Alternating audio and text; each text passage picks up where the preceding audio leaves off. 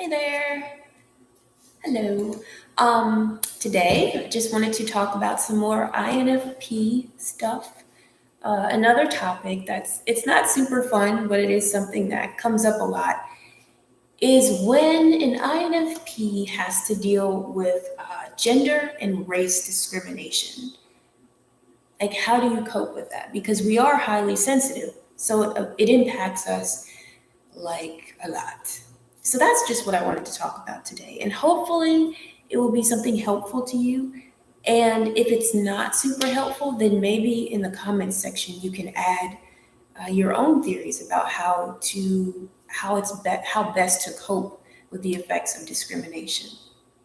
So we're known for a lot of qualities. We're known for having our head in the clouds, for being maybe a little disorganized, for being very creative, um, for sometimes being pushovers.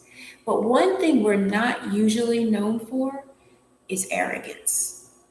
That is one thing most INFPs do not have to worry about. It's not usually, there are always exceptions, but it's not usually in our nature to be arrogant. It is, however, often in our nature to go to the opposite extreme and get stuck with really low self esteem because we're the kind of personality that overanalyzes everything we do, everything we say, to the point where we see our flaws, maybe a flaw that's this big, to everyone else, to us, it's like huge. So we're very aware of our faults, and it can lead us to have low self esteem. So when an INFP also, on top of that, faces gender or racial discrimination, that can just deliver a huge blow to their already shattered self esteem and leave them kind of in emotional tatters. That's not fun.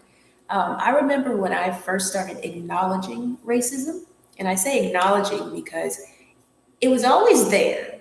Ever since I was a little kid, I remember like wondering, oh, why did that person do that to me? Or why did they say that? But I didn't get it. It was there, but I didn't really acknowledge it. Um, and that's partly because of the way I grew up. In my house, we never really discussed race. Um, in fact, I remember being slightly confused about my mother's cultural background. She's black, but I still was confused because she would walk around talking in Spanish a lot because she likes to dabble in different languages, which is very cool, and I'm glad she did that. She's super smart. But she would speak Spanish, and then she started learning Chinese. And like some of our friends thought we were part Chinese because my mom was learning Chinese. And as a little kid, having a mom who was like so interested in other cultures, which is good, and I'm glad she was, but who also didn't really talk about our race. I was kind of like, okay, so wait, what are we? Because I felt like I didn't know where we fit on the race spectrum, and I didn't even understand the race spectrum. It was very confusing to me. It's a weird family situation, I guess. And I wasn't confused in a bad way. I just didn't really acknowledge race. That's the point. Um, but a switch flipped in about third grade because around that age you're starting to get older, and kids they come out of that time period when they are just really sweet and don't really notice skin color or talk about it or care about it, and they start adapting to the world culture, which is very racist. So about third grade, I began to realize what was quote unquote wrong with me.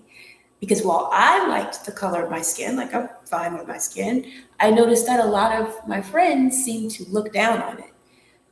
Like even some of my closest friends at school would pull me aside and comfortingly say, "Oh, you don't act black, Paula. You're really nice." And I'm sure I'm not the only person of color in the Deep South who heard that same phrase. I bet a lot of us heard that. But it's like people kind of expected me to be a monster because of the color of my skin, which totally confused me.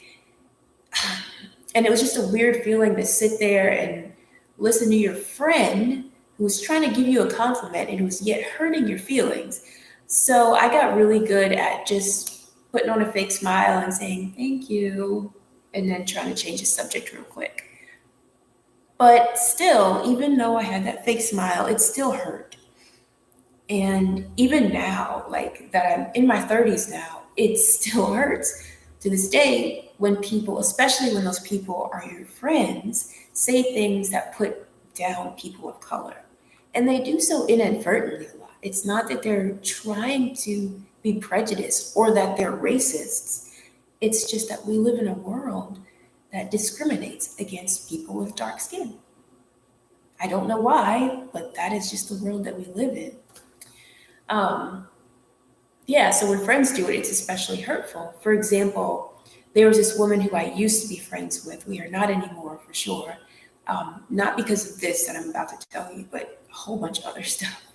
But anyway, one time she said, is it bad that when I see someone Black or Hispanic working as a maid, I'm okay with that. But when I see a white person working as a maid, I'm like, oh my God, what's wrong with them? Why are they working as a maid? And my friend is not a person of color. So when she said that, because she was my friend, I took it as she was just being honest. That's the way I took it. Like, oh, she's just being honest. And yeah, that's a little weird that she thinks that it's okay for someone like me to have a quote unquote low job, which I have worked as a maid before. Like she, in her eyes, that's where I'm supposed to be. But someone like her is not supposed to do that. She wants me to be okay with that. And I am okay with that because she's my friend. So that's what I told myself. But still, it hurt. So like those are just little things. But to a sensitive person who's an INFP, hearing people who are supposed to be close friends of yours tell you in so many words that they look down on you and other people who look like you, that can make you feel misunderstood, isolated, and even targeted. Because on top of those little remarks from friends, you also have to deal with outright racism and discrimination on the job and in everyday life, which is so much bigger. And sometimes those situations can actually put your life in danger. So it's difficult. It just really sucks. And that leads to the question of how do you deal with that? How do you cope with that without going literally insane? Honestly, I'm still learning how to deal with it without getting angry. And so far, there are two things that have helped me. The first is keeping a certain mindset. And there are three things that I keep in mind to help me like keep that peaceful mindset. And the second thing that helps is to take action. And that action involves two steps. So I feel like I'm doing math by breaking this down into numbers, but like changing your mindset, it does involve like these three certain ways of looking at a situation. And I'll go through those first. The first thing is to keep in mind that you're not crazy or imagining things when you experience prejudice and it hurts. Sometimes people who haven't experienced extreme racism or discrimination of any form, they just don't understand what it is. It's sort of like trying to explain the taste of, I don't know, I was going to say cheesecake. I'll just say cheesecake. It's sort of like trying to explain the taste of cheesecake to someone who can't taste, like their taste buds don't work. It's really hard to explain how anything tastes to them. So the same thing applies to if you talk about your experiences with discrimination to someone who doesn't understand them, they might make you feel worse. But you have to keep in mind that what you're experiencing is very real and it's okay to be hurt. It's natural to be hurt. If someone punched me in the face, I would be hurt. So it's the same thing when you experience prejudice or racism. You're not crazy for being angry. You're just being a human. So feel what you need to feel. The second thing is to remember that you're not the problem. It's not your fault that you're being discriminated against. The problem is our world culture. So being treated differently due to race can deal an immense blow to your self-esteem, and it can make you feel like the problem comes from you. Like maybe there, and honestly, this is horrible, but just to be truthful, I have wondered, like, is there something wrong with my DNA? Like, am I going to be more prone to criminal activity? Like that, when you get treated that way, you start to wonder about yourself. But you have to be strong. You have to remember you are not the problem. There is nothing wrong with your genetics. It's our world culture that is the problem. That is what needs to change. So just kind of confirm that to yourself, that racism is the problem, not you. And the third mindset that kind of helps is to remember that it isn't only people who look like you. It's not just African Americans, I would tell myself, who find themselves the targets of discrimination. But there are tons of people who have experienced horrible discrimination over the years. And those people need my help just as much as I need their help. The reason that kind of helps me is because I remember that I'm not alone. That there are other people in the world who feel just as isolated and confused about this world that treats us like garbage as I do. And that kind of also helps you to create a plan of how to maybe change the world in a little way, in a small way. And that's where action comes in. So, like, action involves two steps. And the first step is to reach out to people, to not keep those feelings of pain and hurt to yourself, but to talk them out with people who can understand what you're going through. And like I said before, people of all ethnic backgrounds and all sorts of belief systems and cultures have been discriminated against for one reason or another, maybe because of their religion, because of their sexual orientation, because of their ethnicity. There are all kinds of people who are empathetic and willing to talk about these issues and give you comfort and be comforted by you. So reaching out to those people, that's key to rebuilding your self-esteem and helping you to cope with what you're experiencing. And it's been really helpful to me. Like I've met a couple of people online who don't necessarily live here in Louisiana where I live, but just like chatting with them about some similar shared experiences helps me to feel better about what I'm going through. And the second step is to take good care of your self-esteem by participating in community projects that make you feel good about yourself and that help other people. And this is what I was talking about earlier when I said that noticing that discrimination is a worldwide problem that people of all cultures face can help you in your plan to attack racism or discrimination on a small level. Because it widens your perspective. You start to look at history and see, like when you acknowledge that that people in India have been dealing with discrimination for years, and you kind of see what the effect has been on that culture and that society. The same thing with I never pronounced this name correctly. I think it's the Rohingya. I'm sorry if I'm mispronouncing it. That group of people, they've been slaughtered and abused for years just because of their ethnicity.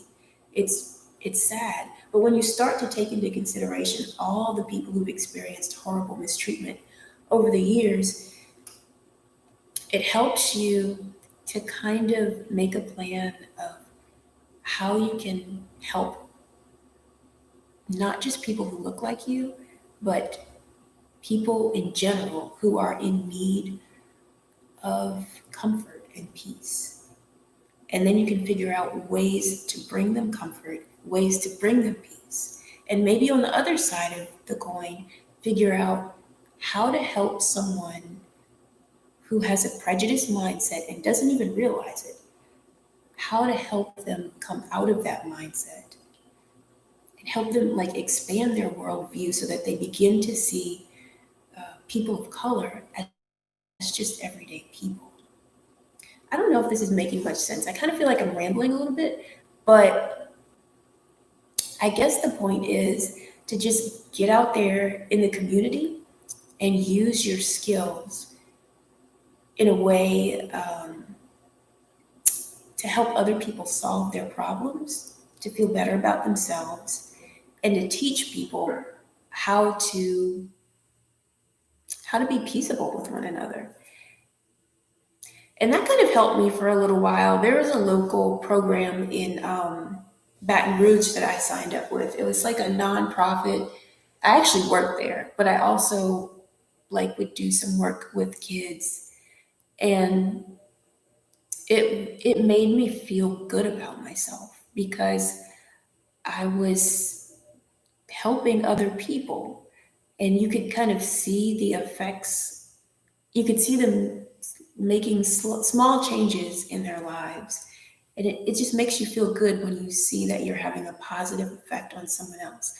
So, some ways to do that might be like if you're really good at writing, maybe join a program that offers free writing classes to inner city kids or to kids who live in poverty so that they can learn to channel some of their angst, because most kids have teenage angst, into writing. And who knows, maybe they're a wonderful writer and that could help them make some money, and or it can just teach them how to express themselves in a healthy way. So yeah, one of the ways to deal with the effects of discrimination and prejudice is to reach out to others to help them with whatever problem they need help with. And that rebuilds your self esteem, and it also helps the community. So I was a little rambly today, but I hope that was at least a little bit helpful. Whoops. And I am very curious about other ways to cope with the effects of discrimination and racism. Because, like I said, it is an ongoing battle to heal from those wounds. And I would like to know what's helped anybody else out there. And then maybe I can apply some of your suggestions. Okay, well, that is all for today. I hope you have a wonderful day, and thank you so much for watching.